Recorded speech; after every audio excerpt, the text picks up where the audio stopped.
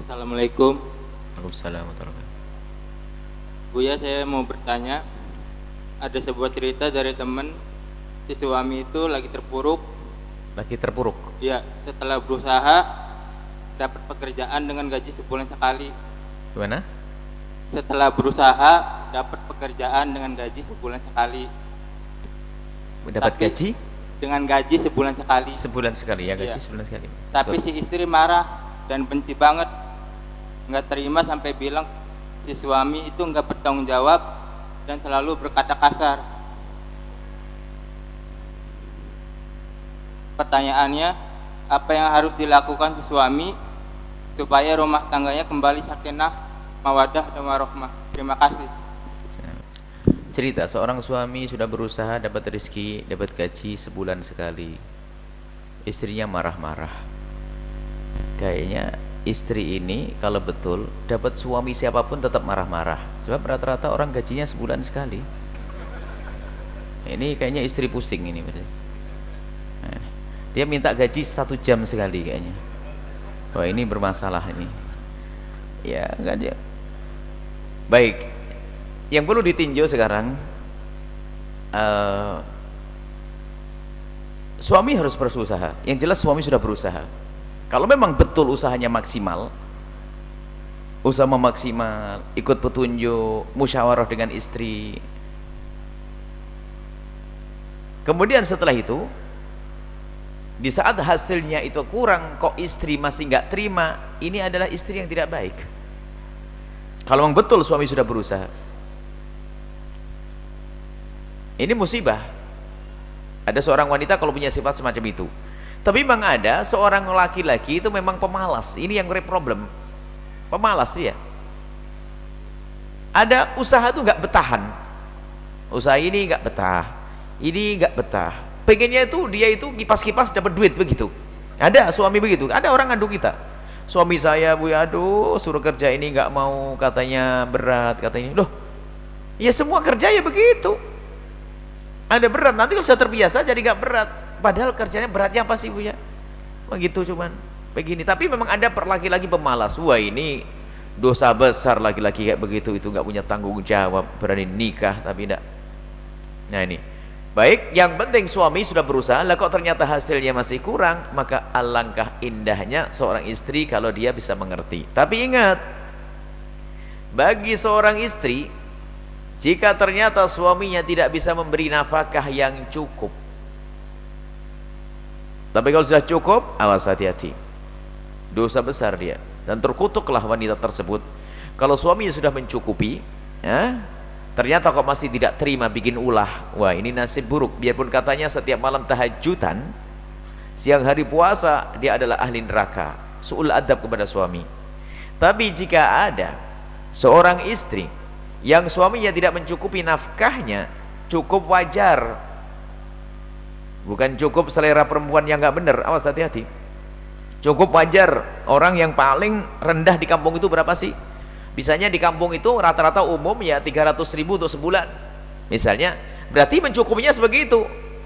Lah kok seleranya 10 juta, ya nggak masuk di situ. Bukan. Seorang wanita yang sudah dicukupi oleh suaminya, maka kalau ternyata dia masih tidak terima dicukupi secara wajar, umumnya orang di kampung itu, maka ini perempuan yang su'ul adab, kurang ajar kepada seorang suami, dan dia tidak ngerti syukur, dan Allah murka dengan orang tersebut. Tapi jika seorang istri menemukan suaminya tidak mencukupi nafkahnya, kebutuhan sudah dipas-pasin itu, sehari sebulan tuh 500.000, suami hanya ngasih 100.000, dan ngasih 100.000 bukan karena dia itu orang pelit, karena memang orang pailit,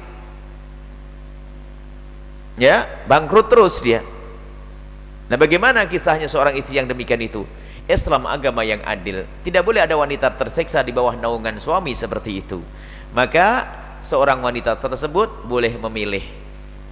Yang pertama adalah boleh minta cerai, cuman akhlaknya tidak ada, keterlaluan.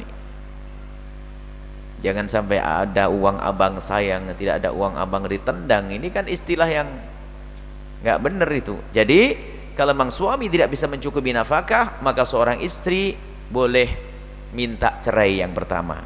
Yang kedua adalah sabar dan membantu. Ini pernah terjadi. Kalau wanita tersebut dengar omongan kami ini, ada salah suatu ketika sahabat Nabi, seorang wanita ngadu ke Rasulullah, ya Rasulullah, saya punya suami nggak punya nafkah. Rasulullah ya langsung tanggap untuk menyelesaikan masalahnya umat.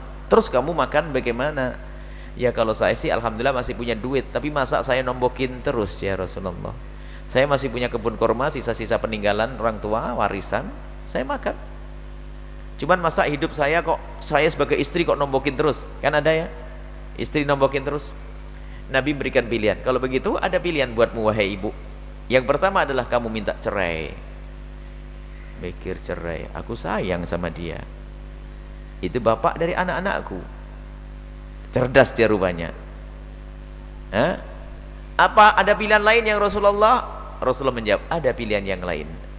Jalani hidup seperti yang sudah kamu lakukan. Kau yang mencukupi, karena kamu yang punya duit. Kan ada ya, suami nggak bisa kerja tapi istri bisa kerja. Ada. Kamu yang mencukupi. Dan di saat seperti itu kamu mendapatkan 2 pahala, sebagian mengatakan 3 pahala. Dapat 3 pahala. Yang pertama adalah pahala sedekah. Yang kedua pahala memberikan nafkah, menyenangkan suami. Yang ketiga pahala silaturahmi. Pahalamu double. Kata wanita tersebut, ya Rasulullah, saya milih yang kedua saja. Milih yang kedua. Masa cerai gara-gara gitu saja? Tidak cerai. Ini perempuan model apa? Ini cewek matre. Perlu kesabaran. Sebab yang namanya hidup kadang-kadang seperti itu. Dan yang namanya sedih tidak selamanya. Ada saat-saat mungkin sedih sesaat, akan diberi oleh Allah yang besar setelah itu. Makanya kadang-kadang tidak sabar, langsung minta cerai dikit-dikit. Tapi haknya dia, tapi tidak indah. Baik, seperti itulah. Kalau wanita tersebut termasuk wanita yang sudah dicukupi kok ternyata masih marah-marah tersebut, gimana caranya? Waduh, ini dinasehati, diingetin terus. Mungkin ngundang orang, ustadz, nasihati agar wanita tidak tuh. Tapi masih saja begitu bu ya. Wah, kalau sudah masih seperti itu, ya kamu jangan susah. Kalau katakan pada orang jangan susah. Kalau sudah nanti malah merusak, tidak punya adab, ngajari anaknya tidak berakhlak. Kadang-kadang anaknya jadi berani gara-gara ibunya loh ya. Maka termasuk wanita yang halal dianjurkan untuk ditinggal adalah setelah dia dididik tidak bisa, malah bakal merusak rumah itu sendiri. Sebab kalau diteruskan malah hati suami ngedumel terus, bahkan bisa berubah menjadi kebencian. Lalu juga nanti anak-anaknya menjadi su'ul adab, kurang ajar seperti ibunya. Maka biarkan dia mengambil jalan sendiri, mungkin bisa mendapatkan suami yang bisa punya gaji 1 jam sekali tadi. Nah ini karena apa? Adabnya tidak ada. Dan Islam ada solusi. Tapi kalau suami itu tetap sabar begitu, wah surga wali itu. Dicaci maki sama suami sabar, tapi istrinya masuk neraka. Wah ini ada. Suami sabar, ada suami sabar, dicaci maki, masya Allah, terima kasih istriku, biarpun kau mencaci maki tetap kau cantik di mataku. Wah hebat bener itu. Tapi kasihan sang istri. Awas hati-hati ya. Haknya seorang suami itu melebihi daripada hak orang tua. Wah ini ancaman nih. Makanya yang enak-enak kalau suami nggak pakai cemberut deh, naklukin suami saja kok pakai marah-marah, nggak level tuh. Kalau orang kalau naklukin suami nggak perlu pakai marah-marah, cubit, digigit kuping, indah lah sama suami. Masa model wanita kok begitu tuh? Jangan bikin. Kalau pengen yang indah-indah sajalah, hati-hati dengan suami. Kalau sampai durhaka kepada suami melebihi daripada durhaka kepada orang tua. Kalau ada seorang wanita yang durhaka kepada suaminya, maka dia tidak akan bisa bahagia sampai kapanpun. Apalagi sampai dia membuat ulah agar dicerai dan sebagainya, dia membuat pelanggaran besar, dia pun mendapatkan orang yang katanya baik akan menjadi jelek setelah itu, atau dia akan tersiksa setelah itu.